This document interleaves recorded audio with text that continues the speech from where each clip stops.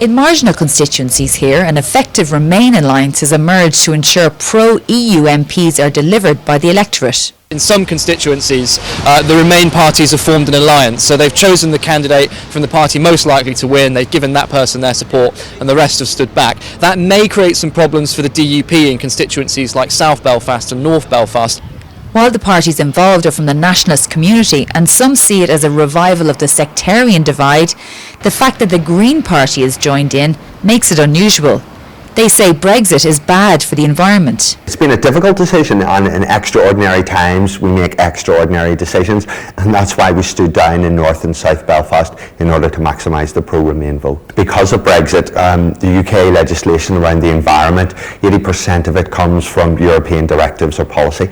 So the environmental issues front and centre. Sinn Féin candidate John FINUCANE is hoping to unseat the Brexiteer and DUP MP in Belfast North. Like many in Northern Ireland, his family was directly impacted by the conflict. My father was, I suppose, a very high-profile casualty of the Troubles. We were having Sunday dinner in 1989. He was a high-profile human rights lawyer, and two gunmen came in and shot him dead in front of me, my brother, my sister, and my mother, who was also shot once. Sinn Féin hope the extra votes as a result of the pact will make up the difference for them. The majority of people here voted to remain, and they see Brexit as something that is very unfairly being imposed upon them.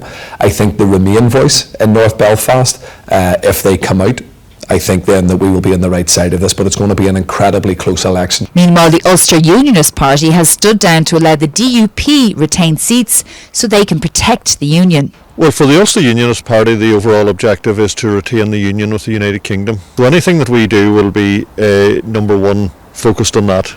So if we feel that there is an option to ensure that a unionist is returned as opposed to an Irish Republican, that choice is a no-brainer for us. The DUP was in government in the UK, but they say they'll seek to block the New Deal agreed by Boris Johnson and the EU. It was the 10 DUP votes that were crucial in blocking the Boris Johnson deal before the general election. Brexit is far from settled for those in Northern Ireland. I don't want the Boris's deal that's there. If it's a choice between that and Remain, I would have to say I would remain.